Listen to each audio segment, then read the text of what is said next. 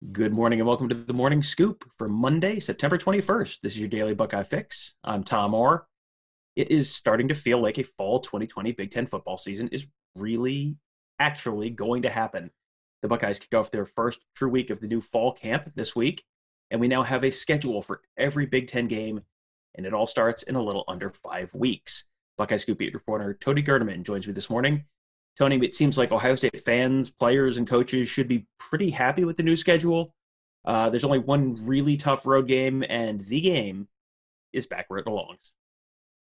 Yeah, and I've seen some people complaining about how easy Ohio State's schedule is, but people forget that Ohio State's schedule is always a little bit easier than everybody else's because they don't have to play Ohio State. So anytime you don't have Ohio State on your schedule, it looks easier than a schedule with Ohio State.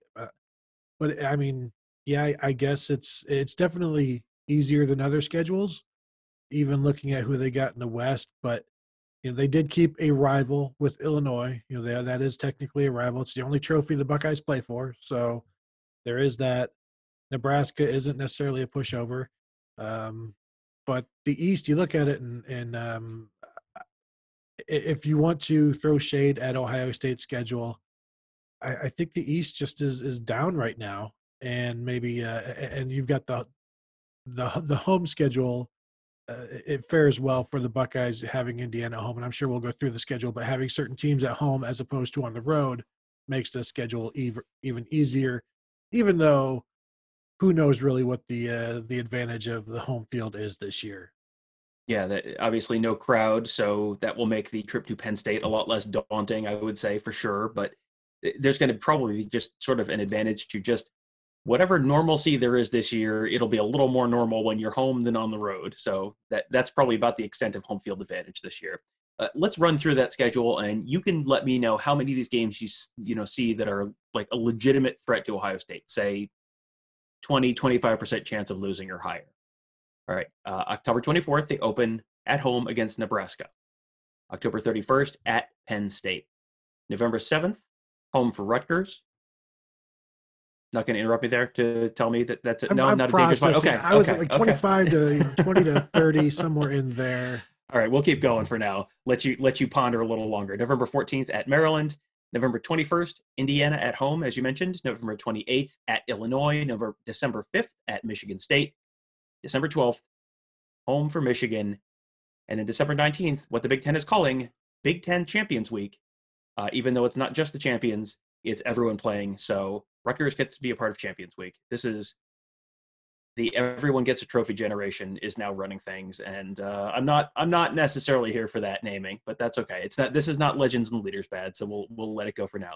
So Tony, go ahead. How many games on that Ohio State schedule are really at least a little bit dangerous for the Buckeyes? I would say 4, and let's go ahead and count Nebraska. It's a season opener. We've seen some sloppy play in all levels of football this year. The first week. The second week at Penn State, of course, that's going to be on the list. You have to include the Michigan game. And then in terms of just the offensive system, the talent on hand, maybe Indiana would be the fourth, and maybe I'm just looking for a fourth team to throw in there. But it's those 4, and I would say Ohio State would be, 17-point favorites in at least 2 of them, and probably 12 to 14-point favorites in the other 2. So, yeah, these are games that they could lose, but certainly nobody expects them to. And time, real quick, let me just go back to the Champions Week. If everybody does get a trophy, what about like if the 7th place game, it's just like a big 7, like a 7th, trophy, a 6th trophy, something like that, that the teams wouldn't necessarily display because it's kind of embarrassing, but then again, still everybody would get a trophy. Although I do know it would probably be on display in Ann Arbor. Go ahead. Yeah, the 7th place game participation trophy for the 7th place game runner-up is going to look mighty fine in that Rutgers trophy case. That's that'll be a definitely a high point for the first season back for Greg Schiano there. Yeah, I'm with you. I'm with you on the 4 kind of potential danger spots. I think almost certainly that at Penn State game week 2, as far as most dangerous games, that has to be the top of the list. It's the only road game of those four that we talked about. It is probably the team that's going to be the best, that comes into the year with at least the most overall talent. Michigan, I mean, for those who don't know, and we'll go through Michigan's schedule in a minute, but Michigan, for those who don't know, is replacing 4 offensive linemen. They've got a new starting quarterback. They just lost Nico Collins. They've lost Donovan Peoples-Jones. They've lost Tariq Black. Like, the offense is very much going to be a work in progress there. So, yeah, Michigan's probably going to be a little bit down this year. And then Nebraska and Indiana are both, those to me fall under the, well, if Ohio State comes in flat and some crazy stuff goes wrong, like, yeah, those are like road game at Iowa, or, the road game at Purdue, where it's like, yeah, I mean, they could, on talent alone, they should not really be super challenged in either of those games, but crazy stuff could happen. And we have certainly seen so far this year in this young college football season, crazy stuff does happen. Tulsa looked like they were very likely going to beat Oklahoma State on, number 11 Oklahoma State on Saturday. So, yeah, I think this is going to be a pretty crazy year, and you never know with injuries, you never know with position groups getting sick. It's all there's lots of possibilities on the table, but yeah, those to me are the four that I think jump out as the biggest danger spots. One thing that I think might be an underrated portion of this schedule is Ohio State does not have, I mean, I just mentioned the at Iowa game, the at Purdue game that have gotten Ohio State recently. They don't visit that. They don't have that road game to kind of that middle class of the Big Ten. They're at Penn State, which is not a game they're going to overlook, obviously. And then the other 3 road games are at Maryland, who is really down and rebuilding, at Illinois, who is Illinois, and at Michigan State, who is in year 1 of a hard reset rebuild. So you've got one road game that is dangerous, but you're not going to overlook, and 3 others that the Buckeyes would be hard pressed to lose, even if they were trying to lose them. And that I think, more than anything else, might be the biggest break they caught on the schedule. Yeah, I would agree with that, where there's no real speed bump or trap game, because you look for a trap game and you always look on the road first to see where it is. And really, those 3 teams, Maryland, Illinois, and Michigan State, if any of them reaches bowl eligibility, which I don't, is that 4 wins this year? Pretend bowl eligibility, quote unquote. Say they go 4-4, they'd have to beat up on, like, one of these teams has to beat up on all of the other bad teams, and that doesn't make them a decent team. That just makes them a better team than all of the other bad teams, and they could still very well be a bad team. And if these guys are playing 12 games, like Maryland, Illinois, Michigan State is 6 wins for Maryland or Illinois. The top's like 5-4, something like that, where I could see Michigan State 3-9. I could see Maryland 3-9, Illinois 3-9, 4-8, something like that. And those aren't the kind of road teams that Ohio State struggles with, even when they struggle with a Purdue or a Iowa. I don't even remember what the Maryland team a few years ago with the 52-49 or whatever. I don't remember what they ended up. Maybe 3-9. Who knows? But Ohio State still came out on top of that one. So those aren't games they lose, basically. Yeah, I mean, that was very much a never in doubt, even when the potentially game-winning 2-point conversion was sailing in the air into the end zone. Yeah, right towards me. Yeah, it was like, oh no, they got this. This is in the bag. And next week against Michigan, I bet they're going to score 62 points. I remember thinking that as I was watching that pass sailing towards me. Yes. All right, that's enough Buckeyes for now. We will obviously have plenty more Ohio State schedule talk coming in the coming weeks as we break down all of these games and start previewing all of their opponents. Before we let you go, though, there's a couple other interesting teams to keep an eye on in the East. Since this is done for an audience of Ohio State fans, the next team we have to talk about is Michigan, because if we don't talk about Michigan, everyone goes, what's Michigan doing? So, okay, here's what Michigan's doing.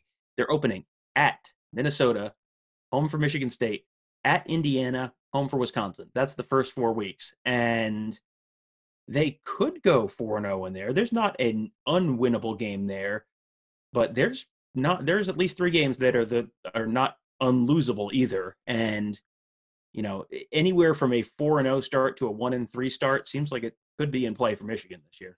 Yeah, I love those first 4 games, and maybe the Michigan State at Michigan isn't all of that great because Michigan State is down, but it's still one of my favorite rivalries. But going to Minnesota, that's going to be a huge game for the Gophers. They win that, and they begin the season on an upswing. Indiana, the same thing. If Indiana wins that, then they are in play in the Big Ten East, and that would be the biggest win they've had in a long time. Even if Michigan finishes like 4-4, it would be something that they can hang their hat on. It was something to build on, and so I find these first 4 games, and then of course the home game with Wisconsin in Week 4 for Michigan. Yeah, would I be shocked 4-0? No, I wouldn't be shocked 1-3. And that's the fun because I just don't know exactly. We have no idea what it's going to be. It'll probably end up being like 3-1, and they look fine, but probably could also be 1-3 in that same stretch, just based on a couple of plays or something like that, where they get some breaks here and there. I like it. I 3-1, I guess, is where I will go, just based on the fact that I have no idea. That's a good way to sum that up. Yeah. After those first 4, that's the front half of their schedule. After those first 4, they're at Rutgers, home for Penn State, home for Maryland, at Ohio State. So you've got another couple losable games there as well. I mean, they have 3 losable games in those first 4, a couple on the back end. They've really got 3 gimmies this year, and 5 that are somewhere between probable losses or at least kind of coin flip kind of games. I saw an early line on that Minnesota game, for example, is Minnesota -3. So it's not like that's not a winnable game for Michigan, but they're also not favored. This is really, this could be a bad year for Michigan if a couple things don't go right. I mean, to start with a difficult schedule, like I mentioned, you're breaking in 4 new starting offensive linemen, a new starting quarterback, basically basically an entirely new wide receiver room. There's a lot of new faces there, and they've had the same disjointed camp that everyone else has. I made a joke on Twitter about the fact that, at least because they have Penn State on Thanksgiving weekend, at least they'll have their traditional post-Thanksgiving loss. And I had a bunch of Michigan people say, excuse me, sir. Apparently you don't know what happens to Penn State when they came to Ann Arbor 2 years ago. It's like, well, the 2018 Michigan team doesn't get to play that game. So I have bad news on that front. I don't know if I could see a way that Michigan loses less than 3 games this year. Like 5-3 seems, 6-2 is like, well, they really caught some breaks and they finished 6-2. 5-3 is probably about the average of where I see them finishing up. And it's like, which is more likely, a 6-2 season or a 4-4 season for them? 4-4. You give me those two, because I'm the same way. You're talking about the toss-up games. If we assume, knock wood if you want, that the Ohio State game is not a toss-up game, that leaves 4 other toss-up games. They go 50-50, 500 in that. That's 5-3. That's where I am as well, and that's assuming things go their way. But 6-2, I think that they should take that right now. Yes, we will take 6-2, because I think that might be the best they can do. And no, the best they can do is 8-0. But do we expect that? No. If we stay in reality, because I just, the Minnesota and the Wisconsin, could you imagine the uproar if 2 of their losses, say 2 of their 3 losses, come to teams from the West? And Ohio State, of course, has Nebraska and Illinois and lesser opponents, if you will. So Michigan fans, I know, are already unhappy with Ohio State's schedule. They will only get more unhappy if the Wolverines start 1-0 and the Wolverines start 0-1 and the Buckeyes start 1-0. And then it'll get even worse if, of course, they lose to Wisconsin. And 5-3 is kind of where I'm at. And where does that equate on a 12-game schedule? Is that 8-4? Yeah, it's probably about right. I mean, if you figure a normal 12-game schedule, you've got 3 non-conference games. You're probably winning, and maybe 1 more you're losing. So yeah, it gets you 8-4, give or take. That's probably about right. So that takes care of Michigan. The team that probably figures to give Ohio State the toughest run in the East is Penn State. And, much like we're going to know a lot about Michigan after those first 4 weeks, we're going to know a lot about Penn State after the first 2 weeks. the Big Ten East could be functionally decided 2 weeks into the season. That's not out of the realm of possibility, because Penn State opens at Indiana, home for Ohio State. 2 weeks in, it is not out of the realm of possibility that Penn State could be 0-2. I don't think that happens. But, I mean, we had a long conversation about the schedules on our Buckeye Weekly kind of instant reaction show that we did on the schedule on Saturday. You can find that. Just search Buckeye Weekly on your Apple Podcasts, Google Podcasts, SoundCloud, and you can find that episode. But, I mean, this to me seems like this is the year that Indiana gets someone. They get Ohio State, they get Michigan State, they get Ohio State, Michigan, or Penn State, one of those three.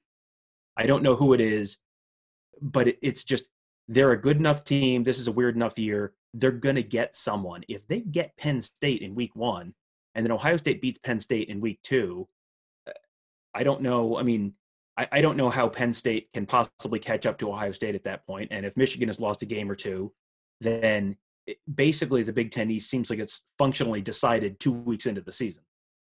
Well, and so Penn State opens at Indiana, then Michigan in week 3 goes to Indiana.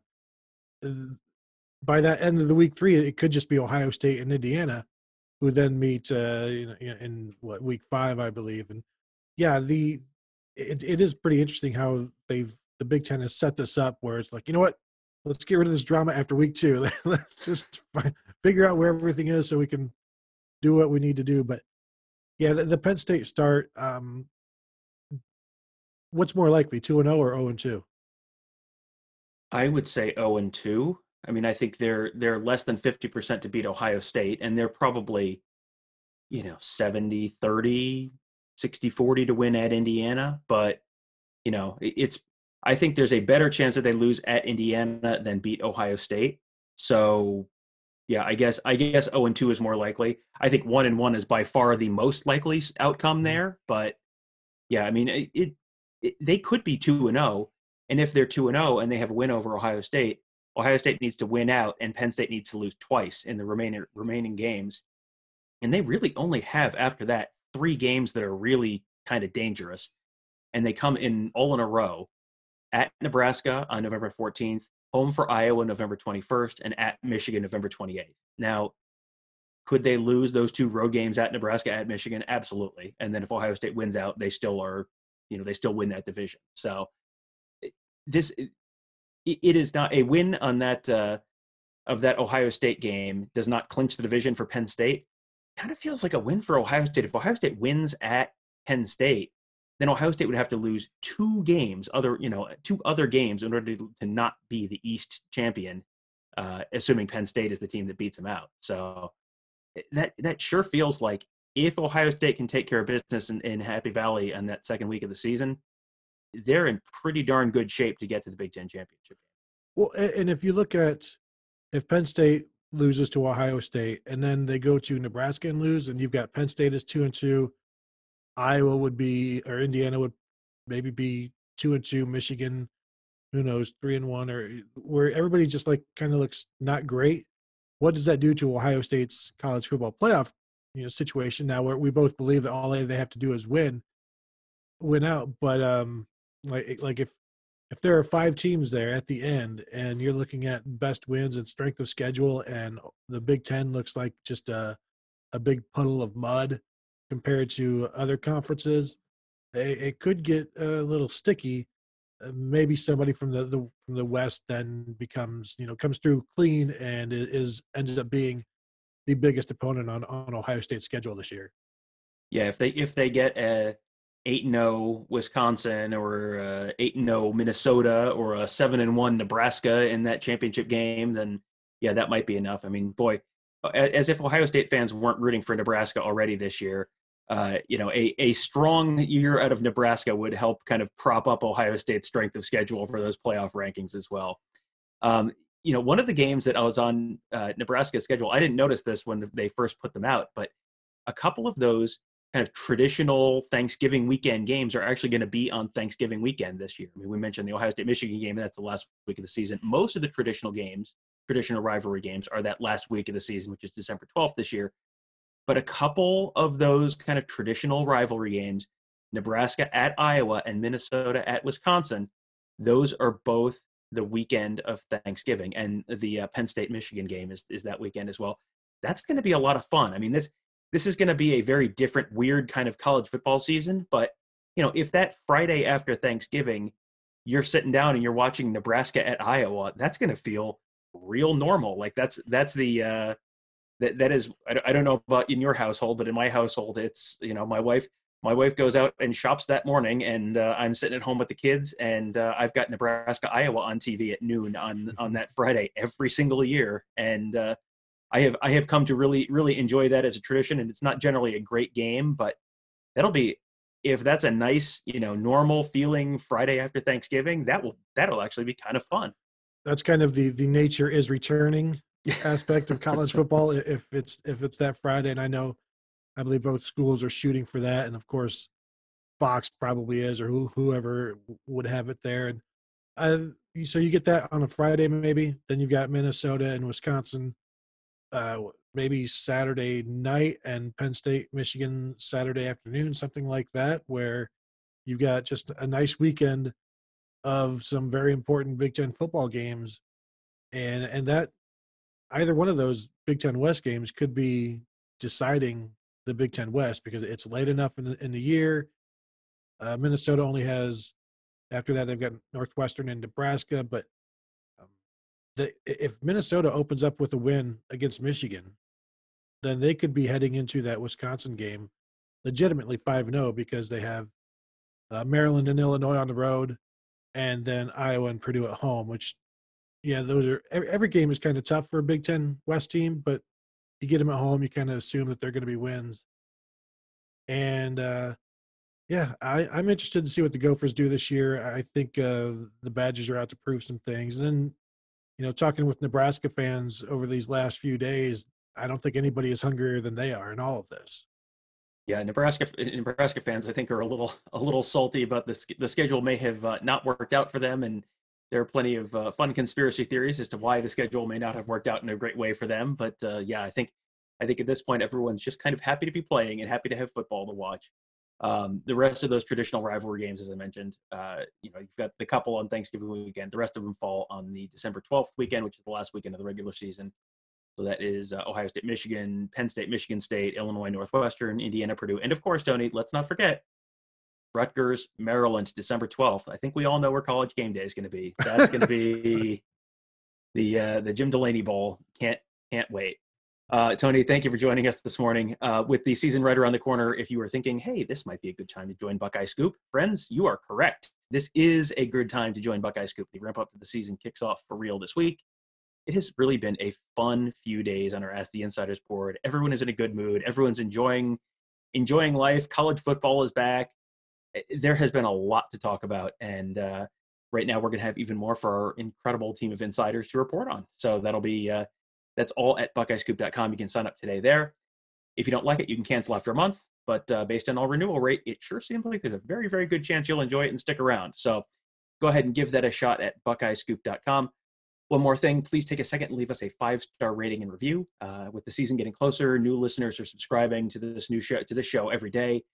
And those ratings and reviews help people find the show. So thank you to everyone who's already left us a review. You can do that on Apple Podcasts, Google Podcasts, SoundCloud, wherever you listen. Just leave us a 5-star rating and review there, and it'll help new folks find this show. Thank you guys for listening. Have a great day. We will talk to you tomorrow.